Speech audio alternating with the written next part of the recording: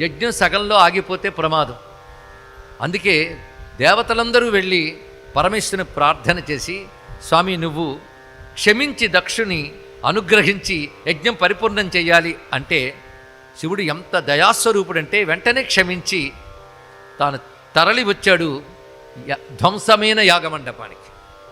శివుడు అడుగు పెట్టాడో లేదో అంతవరకు ధ్వంసమైన వాతావరణం అంతా తొలగిపోయి మంగళకరంగా మారిపోయింది. మొత్తం తెగిన తోరణాలు పచ్చగా మళ్ళీ మారిపోయే, పగిలిన పాత్రల్లో నిండు పాత్రలున్నాయి. మొత్తం యజ్ఞమంతా చక్కగా మళ్ళీ మారిపోయింది. శివుడు అడుగు పెట్టడంతోనే పరమ మంగళస్వరూపుడైన పరమేశ్వరుడు రాగానే అమంగళాలు అవే తొలగిపోయి ఆ దయామయుడు తిరిగి దక్షునికి మేకతలను అతికించి బ్రతికించాడు. ఇక్కడ యజ్ఞం పరిపూర్ణం చేశాడు, అన్నీ బాగున్నాయి. కానీ సతీ వియోగంతో బాధపడుతున్నాడు ఆయన. అదొక లీల. అసలు ఆమె ఆయనకి వేరుగా ఉంటుందండి.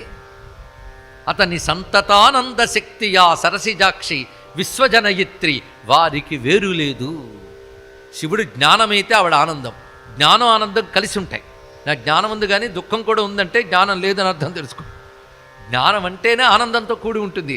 జ్ఞానానందమే భగవత్ స్వరూపము, అదే సచ్చిదానందం అంటాం. జ్ఞానం అంటేనే సత్తు చిత్తు, ఆ రెండిటి లక్షణం ఆనందం. శివుడు సచ్చిద్రూపుడైన జ్ఞానమైతే అమ్మ ఆనందం, అది అమ్మవారంటేనే ఆనందం, వారికి వేరే లేదు. ఆయన లీలగా వేరైనట్టుగా వచ్చి ఆయన చేపట్టడం, మళ్ళీ శరీరం త్యజించడం, ఇదంతా ఒకానొక లీల.